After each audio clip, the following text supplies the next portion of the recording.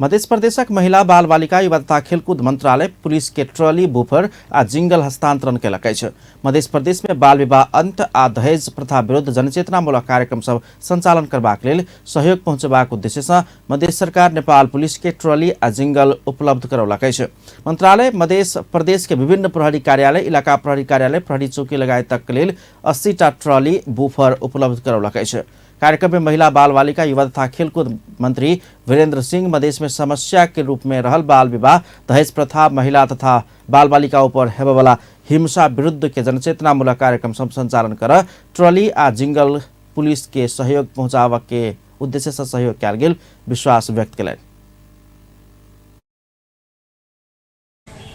नेपाल प्रहरीलाई यो दाइजो बाल विवाह, महिला हिंसा, बाल हिंसा न्यूनीकरणको अभियानमा सहयोग पुर्याउनको लागि सहयोग गर्ने हिसाबले हामीले जुन सहयोगको हात तेना मध्य प्रदेशक प्रहरी प्रमुख तथा डीआईजी मसूद आलम खां सेहो प्रहरी के जनचेतनामूलक कार्यक्रम संचालन कर सहयोग पहुंचबाक बतौने छलनि।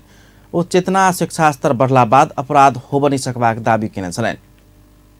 यो शिक्षा प्राप्त गरेका छन् भनेपछि 50% चाहिँ बाँकी रहेका छन् भने चाहिँ र यो मध्य प्रदेश एउटा उसमा के छ भनेपछि यहाँ धेरै घटनाहरू चाहिँ यो महिला बालबालिका युवाहरूसँग सम्बन्धित। कार्यक्रम में मंत्रालय के सचिव रंजीत कुमार यादव, मध्य प्रदेश प्रहरी गण के प्रहरी उपरीक्षक विनोद सिलवाल, जिला प्रहरी धनुषाक प्रहरी नायब उपरीक्षक प्रदीप छेत्री, जिला ट्राफिक प्रहरी कार्यालय के प्रहरी निरीक्षक चंद्रभूषण यादव लगायत सबके सहभागिता छलनि।